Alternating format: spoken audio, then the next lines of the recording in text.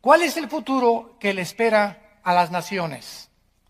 ¿Se podrá lograr la paz, la justicia y la prosperidad mediante las políticas y los tratados económicos de las diferentes naciones del mundo? Estas preguntas y muchas más son contestadas en este libro maravilloso de Daniel. Y veamos nosotros que en los próximos 6 capítulos que vamos a ir desarrollando, ya vimos el capítulo 1, la conferencia 1 y la 2, esta es la 3 y la 4, podemos ir viendo el libro de Daniel de qué forma tan maravillosa se nos describe el futuro de la humanidad y lo que tenemos que atravesar antes de que Cristo regrese por segunda vez. Rápidamente, en el capítulo 1 se nos describe la invasión o el sitio contra Jerusalén por el rey Nabucodonosor. Nabucodonosor llega a Jerusalén, la sitia y se lleva cautivos a la mayoría de los judíos. Se quedan bastantes de ellos ahí en Jerusalén. Y entre estos judíos se encontraban 4 muchachos, que eran Daniel y sus 3 amigos. Al llegar a Babilonia, vemos el principio satánico, porque todo esto tiene un trasfondo espiritual. Toda la Biblia es de carácter espiritual, para mostrarnos el mundo que nos rodea, cómo afecta el mundo espiritual, el mundo físico. Y vemos el propósito satánico a través del rey Nabucodonosor, de que en el momento que llegan los jóvenes a Babilonia, se les quiere cambiar sus nombres, se les quiere cambiar su cultura, se les quiere cambiar sus ideas. ¿Por qué? Porque es el propósito del mundo que nos rodea. El mundo que nos rodea nos quiere robar nuestra identidad de hijos de Dios. El mundo que nos rodea no quiere que seamos diferentes a ellos. Y quiere decirte que tú eres también del montón y que somos de la borregada y que no tenemos ningún propósito, que no hay ninguna verdad absoluta, que todas las religiones llevan a Dios, etcétera, etcétera. Y vemos desde el principio de este maravilloso libro el propósito satánico de querer robarnos nuestra identidad, nuestras convicciones, el vocabulario que usamos como cristianos, la educación y las convicciones espirituales que debemos de tener como seguidores de Jesucristo. En segundo lugar, vemos nosotros que Daniel se rebela contra esto, cuando quieren que él participe y sus amigos de la comida y el vino del rey. Daniel inmediatamente demuestra convicciones. Y quiero decirles algo, creo que ya es el momento, santos de Dios, de que tengas convicciones.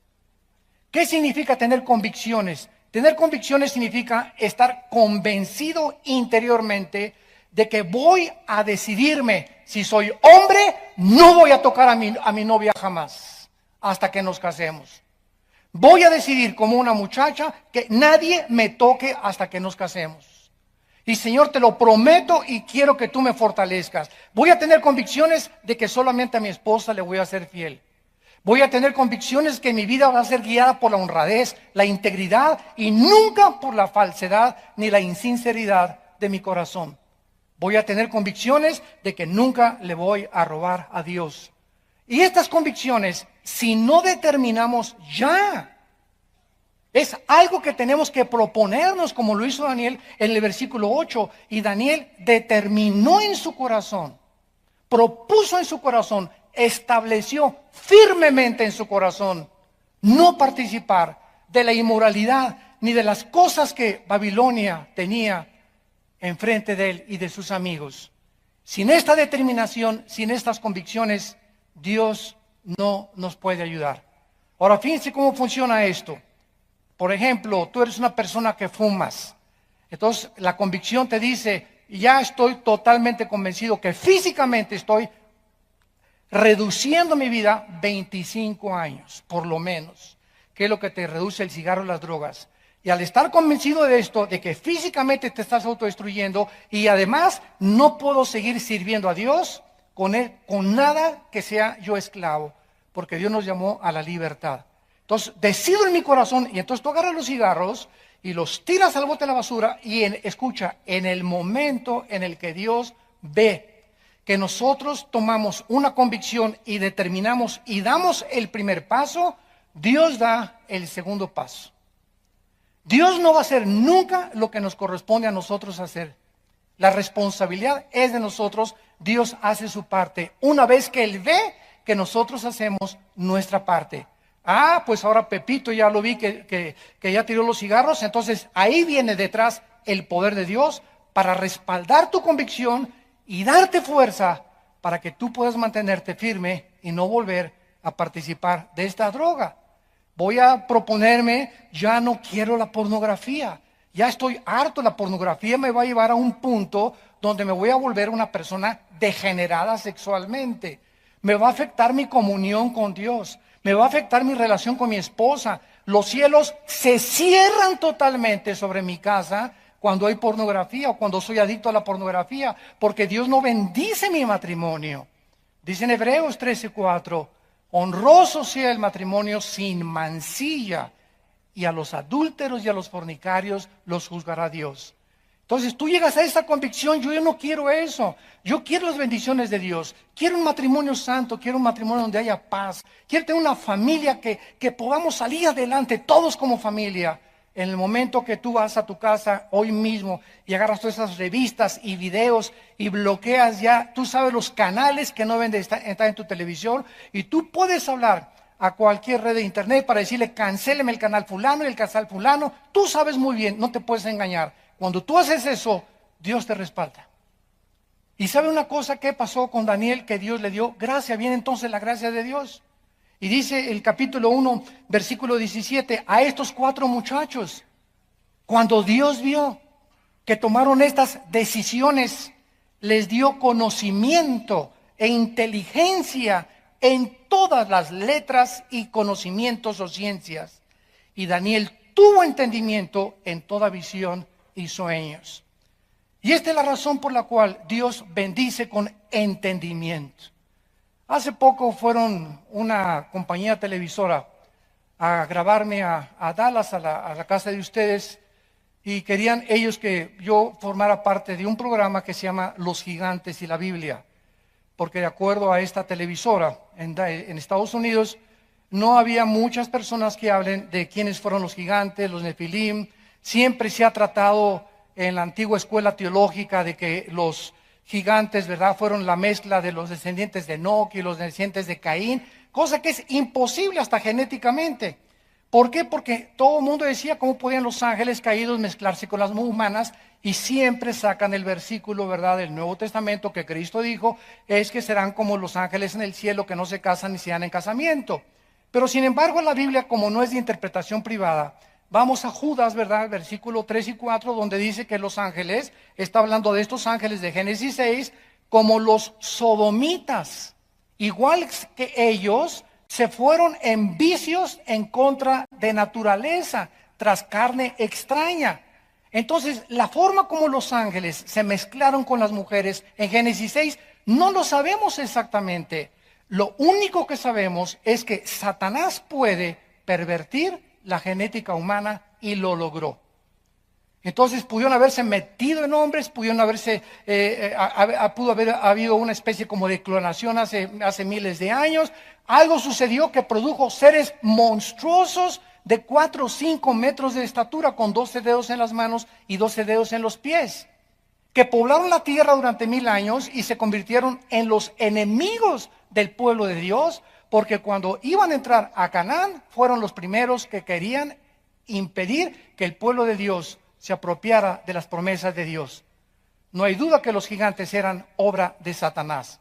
Entonces hay mucha gente, ¿verdad?, que quiere saber y me mandan correos, oye, que esto y que el otro, por aquí por allá. ¿Por qué no tiene mucha gente, muchas veces, entendimiento la gente?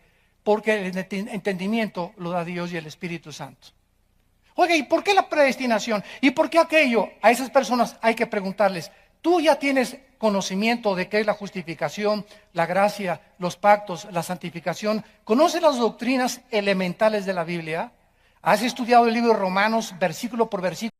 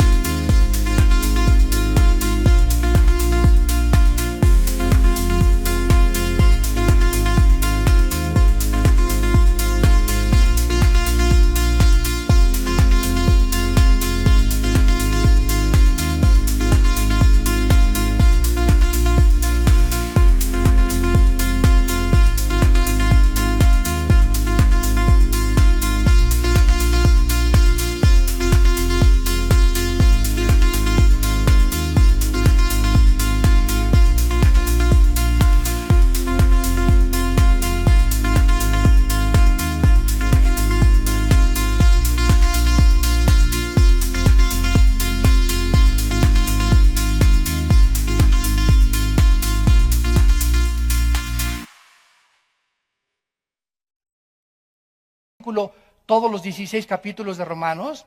Ya tienes un concepto adecuado entre el libro de los Hebreos y el Antiguo Testamento. Entonces no te quieras brincar al quinto o al sexto año de primaria cuando no sabes leer el abecedario. Pero así es como está el pueblo de Dios. Demandan preguntas. Y a ver esto por qué, y a ver esto por aquello. Pero ellos no quieren pagar el precio de ellos discipularse. Quieren que un predicador les conteste todo.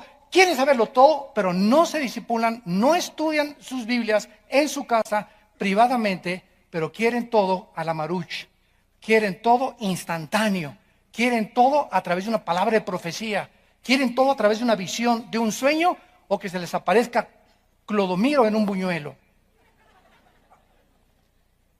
Y finalmente vemos de qué forma, ¿verdad?, ante esta determinación de Daniel, él entra a formar parte del séquito de oficiales del rey Nabucodonosor. En el capítulo 3 vamos a ver de qué forma el imperio babilónico establece un estado totalitario.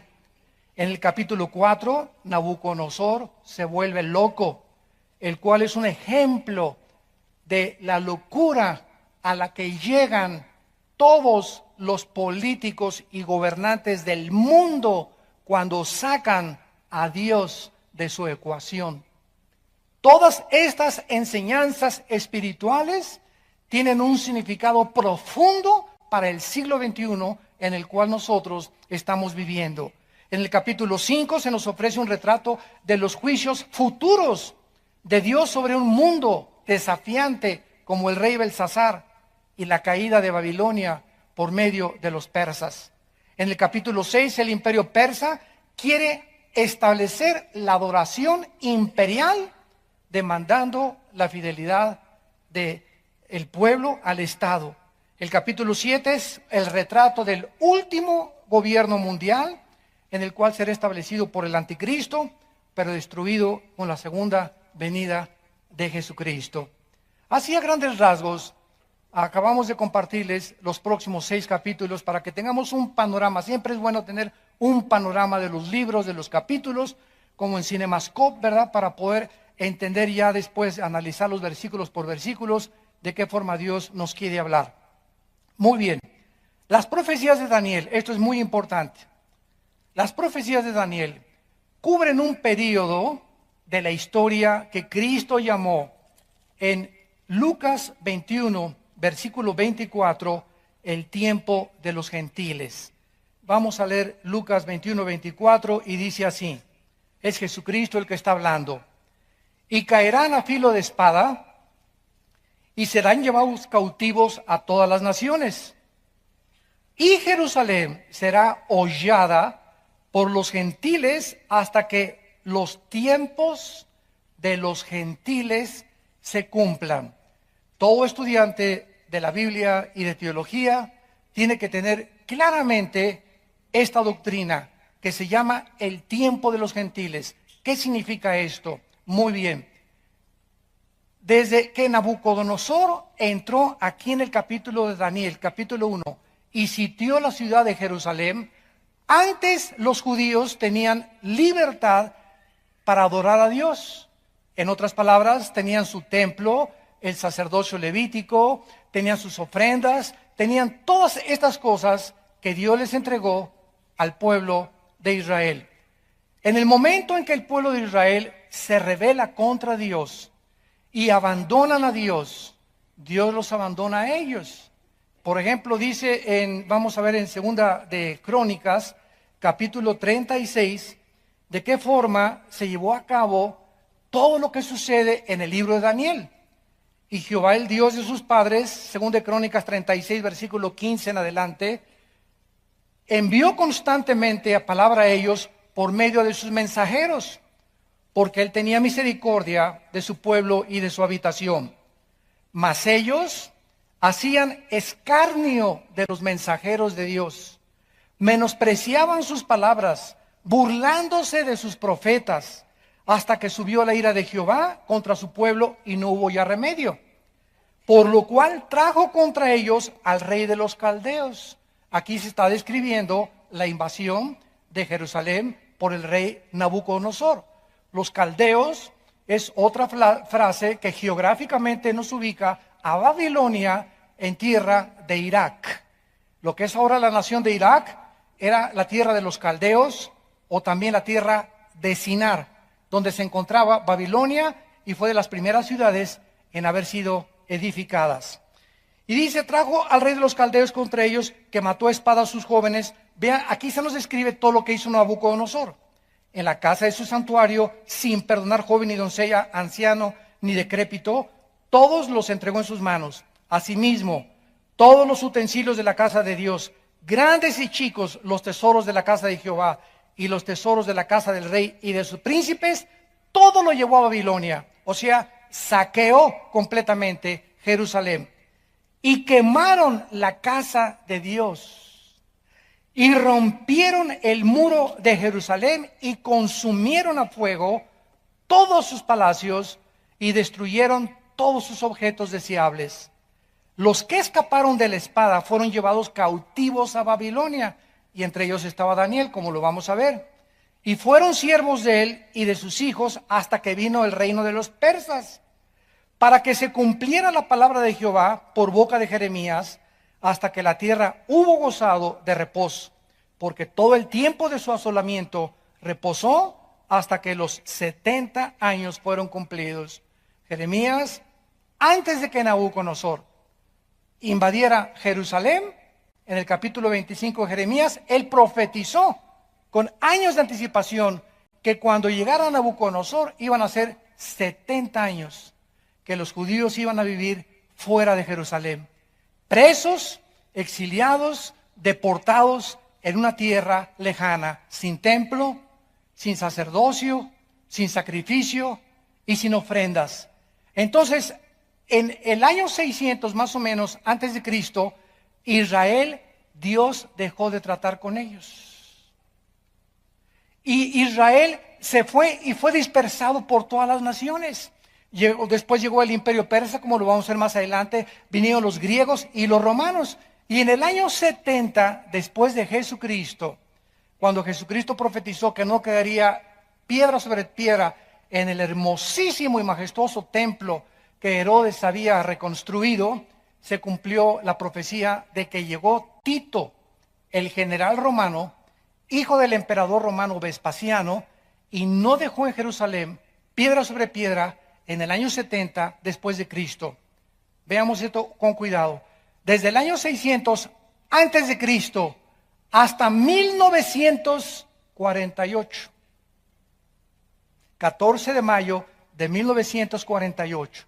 Casi 2000 años Israel ha estado sin templo, sin sacrificios, sin sacerdocio, sin ofrendas, sin ciudad. En 1948, la Liga de las Naciones promulga el decreto que anteriormente había permitido la declaración de Balfour de Inglaterra, que regresaran los judíos después de que Hitler había asesinado a más de 6 millones de ellos. Entonces, en 1948, los judíos vuelven otra vez a la ciudad de Jerusalén.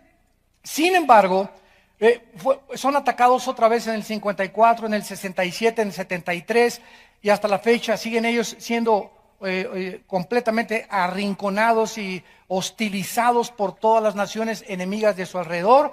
Y hasta ese tiempo vemos nosotros que en la guerra del 67, el general Moshe Dayan, que fue el que dirigió el ataque de defensa contra las naciones árabes, que en 6 días, ganaron la guerra, porque el séptimo día tenían que descansar. Esto fue hasta irónico la forma como ganaron en 6 días, del 1 de junio al 6 de junio del 67. Jerusalén fue reconquistado otra vez. Y entonces Moshe Dayan entra por primera vez y toda Jerusalén es de ellos otra vez.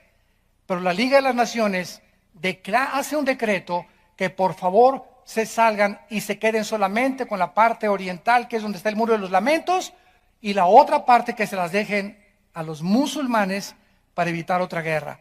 Entonces, en 1967, el gobierno de Israel cede la mitad de la ciudad de Jerusalén. O sea, en resumen, hasta este momento, los judíos no tienen sacerdocio, no tienen sacrificios, no tienen ofrendas, no tienen un templo propio, porque el templo que era de ellos se encuentra exactamente debajo de lo que es actualmente la mezquita de Omar, o sea, la mezquita musulmana, que se le llama también la cúpula de la roca. Ahí se encuentra el templo que ahí quedó sepultado en el año 70 después de Cristo, cuando llegaron los romanos, y en el año 605 aproximadamente, el profeta musulmán llamado Omar fue el que construyó la mezquita esa dorada que se ve en Jerusalén, y la construyó exactamente donde fue sepultado el templo de los judíos. Entonces fue como una maldición que cayó sobre los judíos cuando gritaron a Cristo que su sangre, le dijeron a Pilato, que su sangre sea sobre nosotros. Se echaron la sangre del Mesías sobre sus vidas. Y por esta razón, dice en 2 Corintios 3, que tienen un velo totalmente, la mayor parte de los judíos ortodoxos, puesto en su corazón, y no ven, no entienden todavía el Antiguo Testamento a la luz del Nuevo Testamento, porque no aceptan a Jesucristo, a Yeshua Mashiach, como el Señor y el Salvador y el Mesías prometido desde Génesis capítulo 3, versículo 15. Entonces, todo esto es importante que nosotros podamos entenderlo para que podamos introducirnos a los libros de la Biblia y entenderlos. Y le rogamos a Dios siempre sabiduría y conocimiento, y Él la dará a todos aquellos que quieren proponer en su corazón no pecar. Y aunque sabemos, ¿verdad?, que es imposible que no pequemos, por lo menos luchamos todos los días contra el pecado. Si tú tienes una guerra espiritual ahorita y sientes angustia porque pecaste o porque hiciste esto, porque le permitiste a tu novio hacer ciertas cosas, o estás con un hombre que no es tu esposo, con una mujer que no es tu esposa, y tienes esta guerra en tu corazón, es la mejor señal de que eres hijo de Dios. Malo cuando te acuestas en tus pecados y ya tu conciencia no te molesta. Porque cuando somos hijos de Dios, vamos a vivir en guerra contra el pecado todos los días de nuestra vida. Muy bien, vamos ahora pues a pasar al capítulo 2 del libro de Daniel. Regresemos a este libro y vamos a ver en este libro que los imperios y las naciones, al igual que sus gobernantes, surgen y caen porque ninguna nación, ningún imperio, ningún político, ninguna persona déspota dura mucho tiempo. Nadie puede disfrutar la vida sin la gracia de Dios. Y este es lo que el rey Salomón trató de escribir en el libro de Eclesiastés. Al principio comienza Salomón: vanidad de vanidades. Todo es hueco en la vida, todo carece de propósito y significado. Y en el capítulo 3 dice: dichoso el hombre a quien Dios le da la gracia para trabajar. En otras palabras, Dios nos creó con la habilidad de trabajar, porque Adán, antes de que viniera el pecado, ya trabajaba. Génesis 2 le dijo Dios: no va a estar una hamaca con un coco y con un agua de limón, Adán. Nos creó desde antes del pecado para que pudiéramos ser productivos. Por favor, entiende esto. Dios nos creó para ser productivos. Tenemos que producir. Cualquier persona que no produzca es un holgazán, es un flojo, es una persona completamente dormida en sus laureles. Y si no producimos ahora el fruto que tenemos que producir, somos árboles secos, llevados por todos lados como las nubes en el cielo por cualquier viento que sopla. Entonces el trabajo era satisfactorio, pero cuando vino el pecado, el trabajo se volvió una carga para todos nosotros. Ay, levantarme el lunes en la mañana, y ay, el tráfico, y llegar a la oficina y verle la cara al jefe que tiene de acordeón, y ver a esta persona, y ver a aquella, etcétera, etcétera. ¿Y para qué trabajamos? No, pues mejor yo no voy a sacrificarme tanto, voy a hacerme el dinero mejor fácilmente. Y vienen las ideas, ¿verdad? Pues vamos a robar, o vamos a transar, o el que no tranza no avanza, o voy a tratar de cometer fraudes, o si tengo un taller mecánico, voy a dar una bomba de gasolina usada para ganar unos centavos más. Y siempre estamos tratando de alcanzar un propósito o una meta rápido. Y cuando venimos a la Biblia, Dios nos dice: irá andando y llorando el que lleva la preciosa semilla. El trabajar, pones tu puesto de tacos, El primer mes, tranquilo, poquitos pesos, vas recuperando tu dinero y vas caminando, pasaron 1 año, 2 años, y si Dios ve que mantienes tu integridad en tu puesto de tacos, en tu taller mecánico, en tu tienda, en el oficio, como abogado, como doctor, lo que tú seas, y mantienes tus convicciones en tu corazón, Dios te bendice. Nunca antes. Tenemos que ser probados. Tenemos que ser probados antes de que se abran las puertas de los cielos. Y Dios prueba la integridad, la sinceridad, la motivación por la cual le servimos. A nosotros los pastores, Dios nos prueba simplemente por el amor que les tengamos a ustedes. Un pastor que no ama sus ovejas, o una pastora o esposa de pastor que no ama las ovejas, está fuera de la gracia de Dios. Y podemos circular y podemos reírnos y todo, pero si Dios no ve que nosotros nos interesamos por su pueblo y vivimos por su pueblo, porque ese es nuestro llamado, entonces somos unos hipócritas. Y puedes tú tener 10,000 personas en tu iglesia o 30,000 personas, eso no importa. El Papa tiene más que tú. Las sectas tienen millones de personas que lo siguen. Jim Jones llegó a 1,500 personas. El hecho que haya miles de personas siguiendo a una persona no significa realmente que esa persona sea un ungido de Dios. Dios ve los corazones. Y lo que Dios ve es si esa persona ama al pueblo al cual nos ha llamado a servirlos. Entonces es importante que entendamos que el corazón tiene que ser probado y Dios nos bendice. Pero cuando vas llorando con la semilla, regresaremos con gozo, trayendo las gavillas. Habrá una bendición tremenda después de 30, 20, 40 años de servir a Dios. Yo comencé a servir a Dios en 1977, aquí en esta área de satélite. Muchos de ustedes somos antes de Cristo, ¿verdad? Ya nos conocen. Pero desde el 77 comenzamos aquí, Tlalnepantla, Valle Dorado, toda esta zona de por aquí del norte. Parece que aquí fue la zona donde Dios nos llamó a establecer un baluarte aquí, ¿verdad? Yo le llamo a la iglesia un baluarte de la verdad, como le dice Pablo a Timoteo. Y desde aquel entonces, me acuerdo, hasta 1988, pasaron más de 15 años que Dios no tenía coche. Y andaba en puras peceras, ¿verdad? En taxis por aquí, por allá, los estudios bíblicos. No teníamos nada, éramos pobres, ¿verdad? Teníamos apenas para comer. Pero seguimos, la perseverancia es lo que Dios bendice. Y hasta 1986, 87, un señor de aquí, ¿verdad? Me reservo su nombre, nos regaló una combi por primera vez. Y comenzamos a comer ya bien, comenzaron a subir las ofrendas, etcétera, etcétera. Pero nadie comienza arriba. Para que no crean ustedes, ¿verdad? Que ahorita que nos ven aquí muy trajeado el brother, ¿verdad? Y con corbata, etcétera, etcétera. Que hemos toda la vida sido así, ¿verdad? No, han sido tengo ahorita 40 años de ser cristiano y 37 de servir al Señor. 40 años que me convertí en el 74 y 37 años de servir a Cristo. Y a través de estos 37 años tenemos una vida, ¿verdad?, en la que podamos dar testimonio que no hemos engañado al pueblo de Dios y que hemos predicado las sanas palabras del Hijo de Dios. Y lo seguiremos haciendo mientras Él nos dé vida. En los tiempos de Daniel, tanto Jerusalén como Judá cayeron bajo el imperio babilónico, todo destruido, y los judíos estaban ahora preocupándose, ¿qué nos deparará el futuro? ¿Dónde están las promesas de Abraham? Oye, ya me divorcié, Dios me dijo que me iba a bendecir, mi hijo se fue de la casa, oye, el trabajo no prosperó, el negocio que hicimos no prosperó, ¿realmente podremos nosotros tener un futuro? ¿Nos podrá levantar Dios? Mi amor, me corrieron del trabajo, nos quedamos sin nada por mis convicciones de cristianos.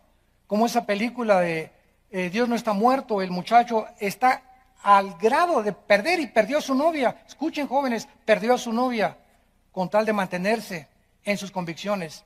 Y así te va a mandar Dios, muchachitas, de que, ay, no seas ridículo, no seas exagerado, no seas tan religioso, no seas, pareces un idiota ya día y noche con la Biblia. Y cuando tú aceptas eso, es que la amas más a ella que a Dios. Te está probando Dios. O igual con tu novio, ¿verdad? Ahí tú con la Biblia siempre, pues si no te gusta, ¿verdad? Pues nos vemos y ya. Pero tenemos que tener convicciones. Y si no pasamos esa prueba, no pasamos las demás. Porque es la primera prueba que tenemos los cristianos. 1 de Pedro capítulo 1. Nuestra fe, más preciosa que el oro, tiene que ser probada.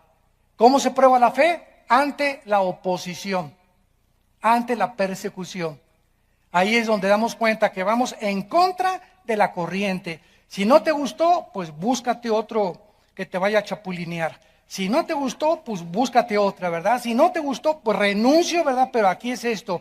Maestra, de mis hijos no van a participar de Halloween y yo sé que usted no me va a entender, tenemos nuestras convicciones, somos cristianos, ahí por aquí, por allá, si usted nos quiere correr, que nos corra. Si usted quiere si por alguna causa tu vida corre un riesgo o un peligro por causa de serle fiel a Cristo, bienaventurado y dichoso seas.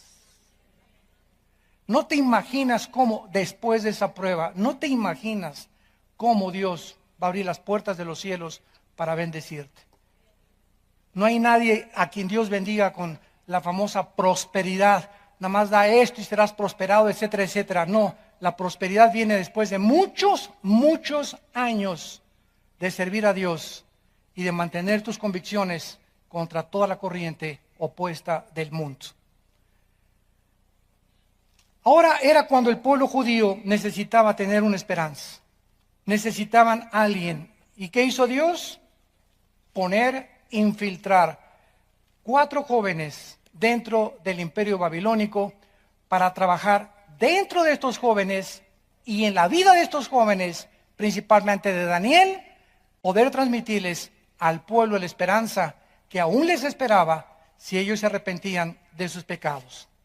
Vayamos pues al capítulo 2, que dice así: en el segundo año del reinado de Nabucodonosor, por cierto, él reinó 45 años de los 70 años que existió Babilonia. Nabucodonosor era hijo de Nabopolassar, su padre fue el rey de Babilonia. Él siguió Nabucodonosor y reinó 45 años. En el segundo año del reinado de Nabucodonosor, tuvo Nabucodonosor sueños y se perturbó su espíritu y se le fue el sueño. Hizo llamar el rey a magos, astrólogos, encantadores, caldeos, para que le explicaran los sueños. Vinieron pues y se presentaron delante del rey, y el rey les dijo: he tenido un sueño, y mi espíritu se ha turbado por saber el sueño. Entonces hablaron los caldeos al rey en lengua aramea: Rey, para siempre vive. Di el sueño a tus siervos y te mostraremos la interpretación. Noten ustedes, en primer lugar, que este sueño venía de Dios. Dios no le dio el sueño a Daniel, porque vamos a ver en este sueño de esta imagen que vamos a escribir, a ver si nos da tiempo si no en la próxima conferencia, esta imagen que fue el centro del sueño de Nabucodonosor, ahí se profetiza toda la historia de los imperios políticos desde el año 600 antes de Cristo hasta la segunda venida de Cristo. Esto es asombroso e increíble.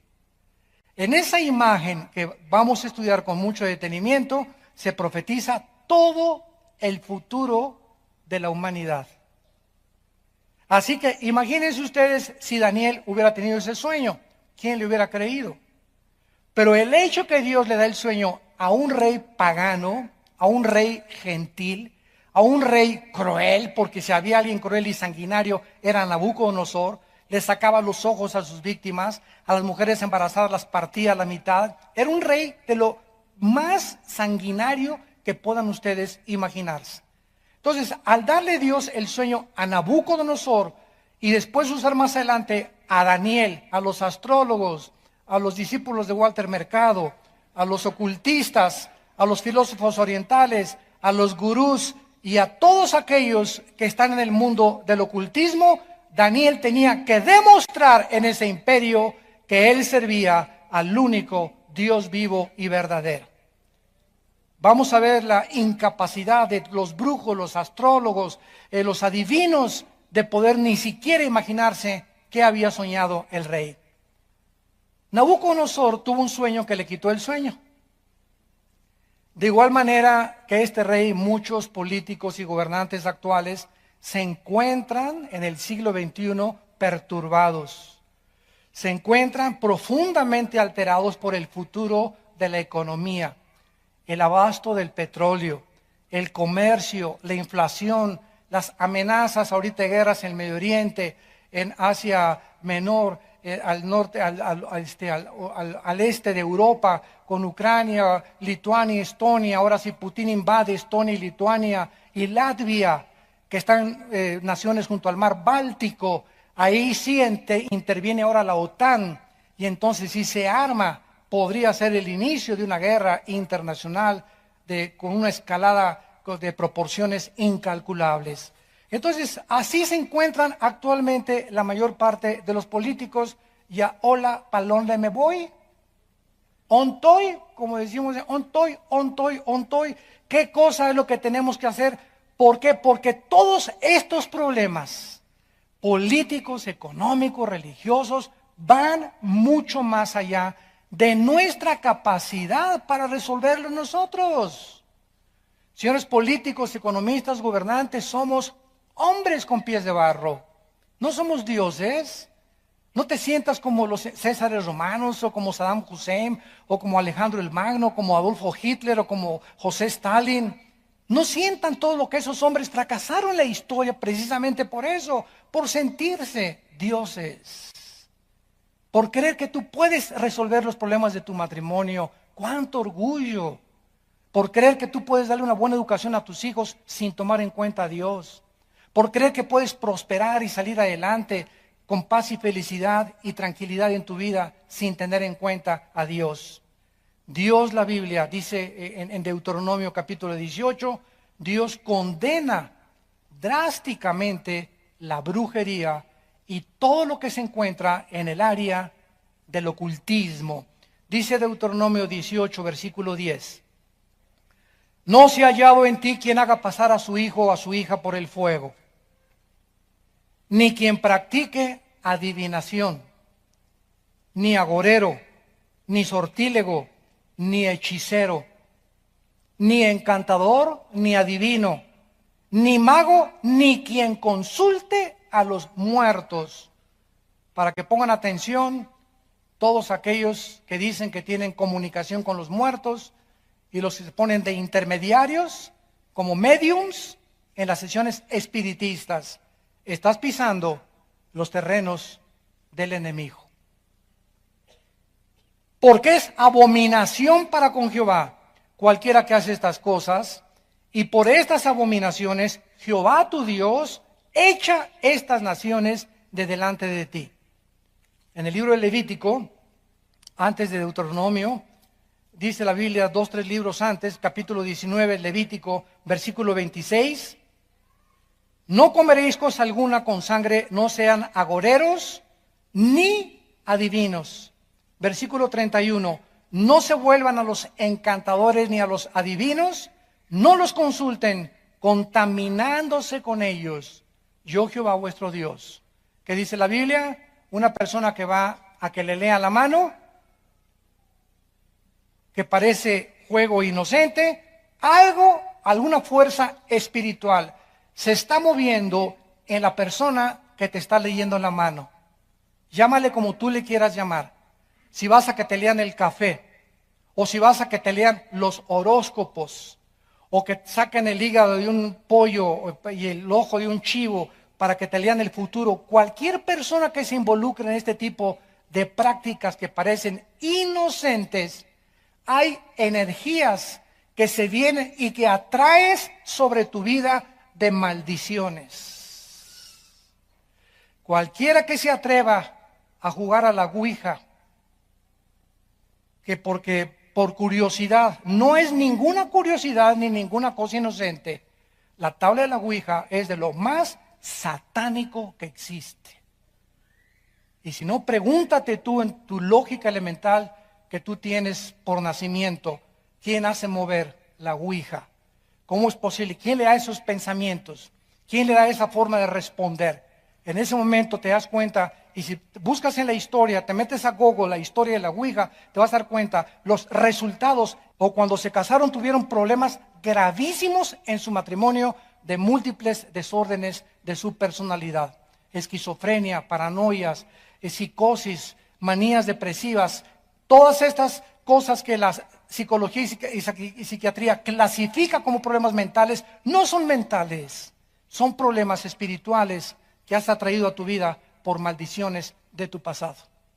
La Biblia prohíbe, y ahorita vemos qué increíble es que la mayor parte de los gobernantes en el mundo, europeos, sudamericanos, consultan a brujos. Si hacen baños con los brujos, participan de los ritos o rituales de los brujos, de los astrólogos, sin darse cuenta de qué cosa están ellos participando y por qué a esos países les va como les va. Porque están en los terrenos del enemigo de Satanás. Llegaron los astrólogos y los magos y dice en el versículo 5, que el rey, cuando le dijeron los astrólogos y los magos, bueno, dinos qué soñaste. Qué fácil se la pusieron. Dinos el sueño. No, pues vi una estatua, etcétera, etcétera, y te vamos a dar la interpretación. Nabucodonosor sabía que si él les decía el sueño, iban a sacar una tontería. O sea, iban a decirle, esto es lo que significa, y él no iba a saber si realmente esa era la interpretación. O sea, iban a salir con algún chorizo, ¿verdad?, de ahí de Toluca.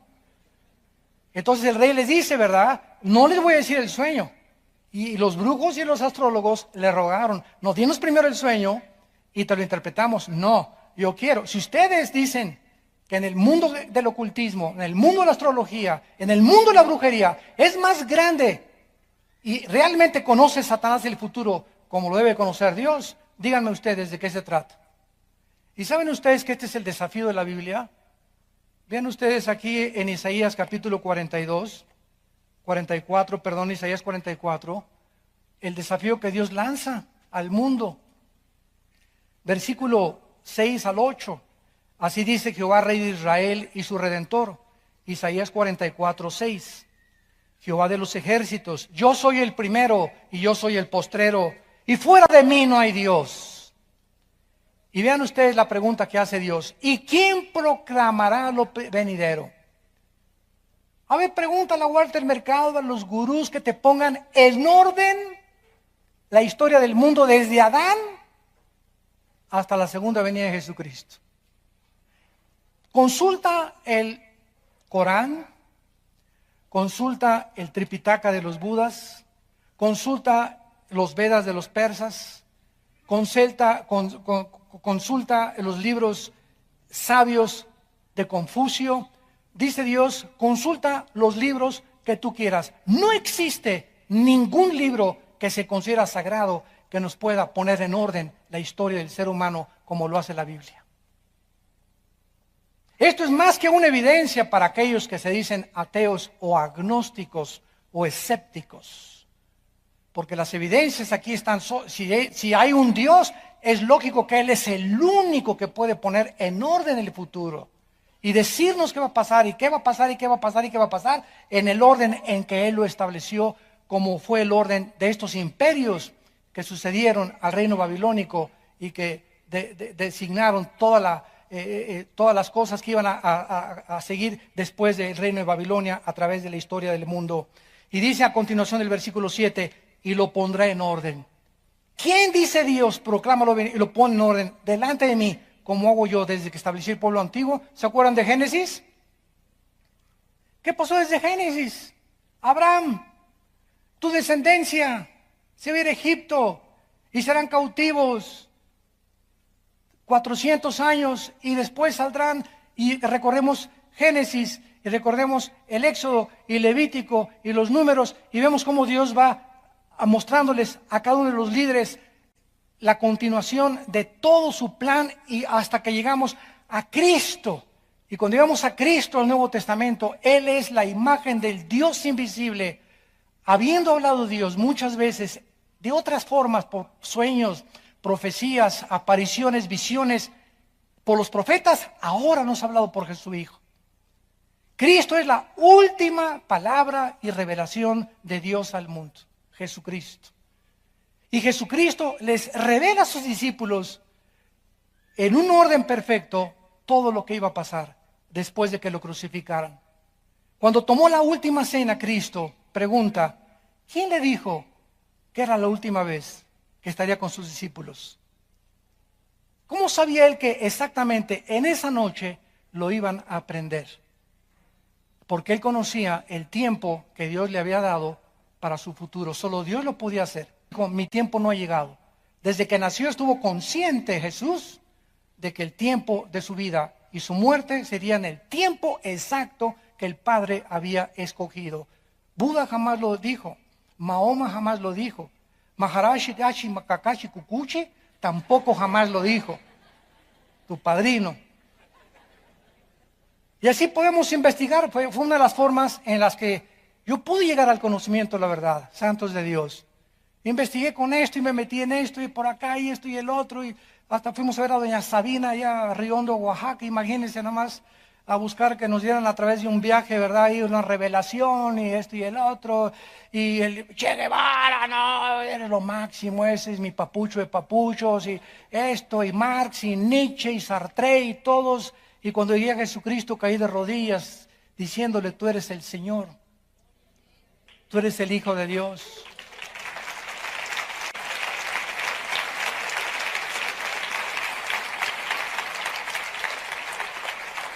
Y si no es Él, ¿quién es?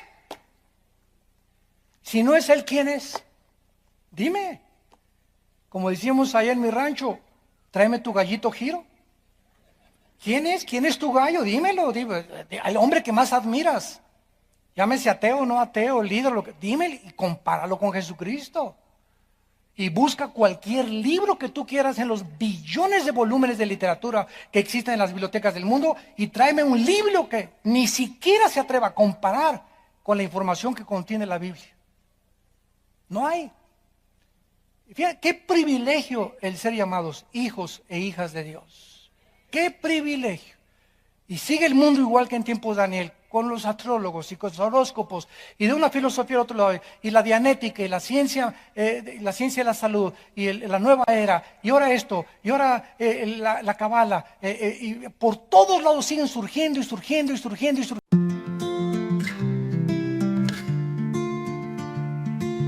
Lights are fading, stars dim low. Where you're going, I don't know. Walk the path alone so slow. Feel the wind begin to blow. Empty streets and silent nights. Losing battles, endless fights. Shadow falls on gentle light. Love and pain both taking flight. Go on home, find your place. Leave behind this endless chase. Wipe those tears from your face. Go on home with gentle grace. Broken dreams and distant cries. Feel the warmth of sunrise streets. Trust the heart, it never lies. Through the tears and goodbyes. Sun is rising, time to go. Feel the peace begin to grow. Memories like rivers flow. Home is where your heart will glow. Go on home, find your place. Leave behind this endless chase. Wipe those tears from your face. Go on home with gentle grace.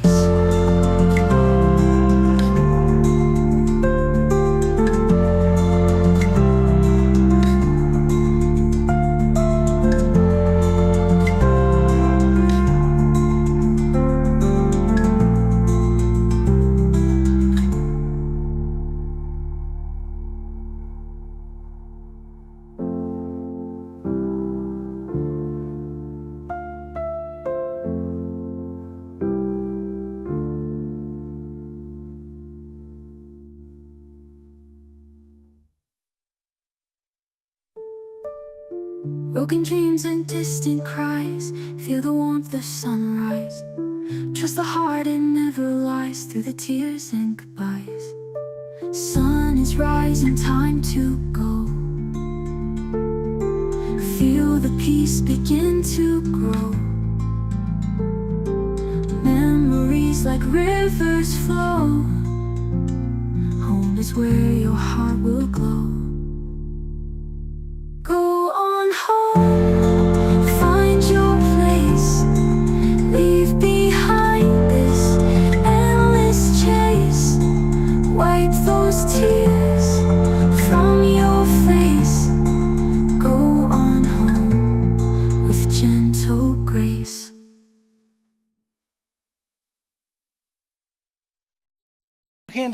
Y sigue en el cielo la cruz diciendo: yo soy el camino, la verdad y la vida. Yo soy el camino, la verdad y la vida. No busques más. Si vienes a Jesucristo, has encontrado la razón de tu existencia y has llegado a la final de tu búsqueda. Y todos estos brujos y astrólogos comenzaron a tratar de burlarse del rey. El rey se dio cuenta, pues era más inteligente que ellos. Reconocen su incapacidad. Dice el versículo 4 de Daniel, capítulo 2. Hablaron los caldeos al rey en lengua aramea: Rey, dinos el sueño y te mostraremos la interpretación. Versículo del 10 al 11. Los caldeos respondieron delante del rey: no hay hombre sobre la tierra. Bueno, por lo menos reconocieron eso, que pueda declarar el asunto del rey. Además de esto, ningún rey, príncipe ni señor preguntó cosa semejante a ningún mago, ni astrólogo, ni caldeo. Y lo decimos y desafiamos con las mismas interrogantes al mundo. ¿Quién se puede atrever a decirnos de dónde venimos? ¿Quién se puede atrever a decirnos quiénes somos? Ahora han inventado hasta que somos una chispa que vino de un ADN de otra galaxia. En History Channel se está manejando esto. Impresionante. ¿Quién se puede atrever a decirnos hacia dónde se dirige el mundo? ¿Cuántas guerras faltan para que venga Jesucristo? No hay nadie, ningún hombre que pueda atreverse, más que la Biblia y sus profetas, que nos pueda decir exactamente quiénes somos, de dónde venimos, cuál es mi propósito, por qué nací, quién soy, de dónde vengo. ¿Hay vida después de la muerte? ¿Quién me lo puede decir? Más que Jesucristo, que se levantó de los muertos a los 3 días. Qué maravilloso libro tenemos en nuestras manos. Y esto es precisamente el mensaje del cristianismo, que Dios ha entrado a la dimensión visible y física para revelarnos, santos de Dios, lo espiritual y lo invisible. Dice Juan el Bautista en el capítulo 3 de San Juan, versículo 31 y 32. El que de arriba viene es sobre todos. El que es de la tierra es terrenal y cosas terrenales habla. El que viene del cielo es sobre todos. Y lo que vio y oyó, esto testifica, y nadie recibe su testimonio. ¡Qué ironía del ser humano! ¡Cuánta contradicción hay en nosotros! Increíble que le puedas creer más al Che Guevara, o a un astrólogo, o a un ateo, o a un pseudoastrofísico, ateo, agnóstico, o que le puedas creer a Buda. Increíble que le puedas creer a cualquier otra persona más que aquel que vino de arriba. Todos los seres humanos, dice la Biblia, excepto Jesucristo, nacimos aquí. Pero Cristo ya existía antes de que Él bajara del cielo. Entonces, si Él viene de arriba, y si queremos saber cosas que van más allá de nuestra capacidad, tenemos que tener una revelación que venga más allá de nosotros. Creador del mundo espiritual invisible que no podemos ver con nuestros ojos. Jesús baja de la dimensión invisible, espiritual, al mundo y nace de una virgen en un pesebre rodeado de animales. Dios es un Dios humilde, que se deja manosear por nosotros, que se deja que le chicotee el cuerpo, que no responde en la cruz, que nos viene a enseñar las lecciones más grandes que existen de la moral y de la ética. que nos viene a mostrar que el camino de la victoria es el amor. Pero no el amor simplemente físico, ¿verdad? El amor que no pide nada a cambio. El amor que se entrega a los demás sin considerar a sí mismo su propia vida. Porque no hay mayor amor que el que da su vida por los amigos. Viene del cielo a mostrarnos que el Padre está interesado en tu vida, que Dios te ama y que hay cientos de dudas en el mundo que nos rodea y todavía las habrá, porque el día que alguien no tenga dudas, ya no necesita a Dios, porque ya eres Dios. Así que mientras seguimos el camino que estamos siguiendo hasta que Cristo venga, vamos a tener dudas y las vamos a encontrar dudas y las vamos a resolver, vamos a encontrar cosas que van más allá. Y nos vamos a pelear que esto y que el otro y por puntos de vista y perspectivas, pero podemos caminar con Cristo y llegar al conocimiento pleno de la verdad. Y esto es lo que Dios nos ofrece a través de su Hijo. Yo soy la resurrección y la vida, dijo Jesucristo. Y cualquiera de ustedes que cree en mí no se va a perder, sino tendrá la vida eterna. Nadie ha bajado del cielo más que el Hijo de Dios. Se encarnó en un hombre para mostrarnos cuál era el camino de la verdad, de la justicia y de la santidad. Y finalmente, vemos aquí en Daniel que ante la incompetencia de estos magos y astrólogos, el rey Nabucodonosor los condena a muerte. Y dice el versículo 12 del capítulo 2, por esto el rey, con ira y con gran enojo, mandó que matasen a todos los sabios de Babilonia. Y se publicó el edicto de que los sabios fueran llevados a la muerte, y buscaron a Daniel y a sus compañeros para matarlos. Y aquí vamos a ver después qué increíble el carácter de Daniel.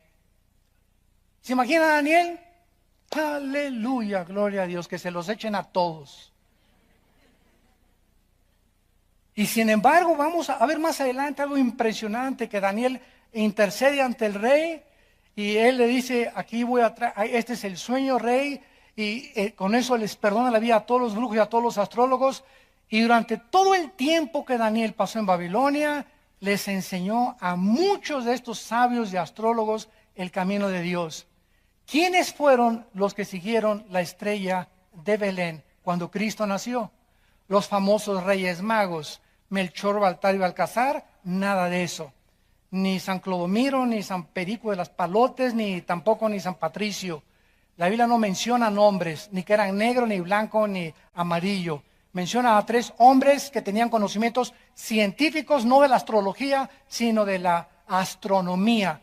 Estos hombres, perfectamente bien, guiados por esa estrella, eran sabios de Babilonia. Y ahora se comprueba que venían de Irak.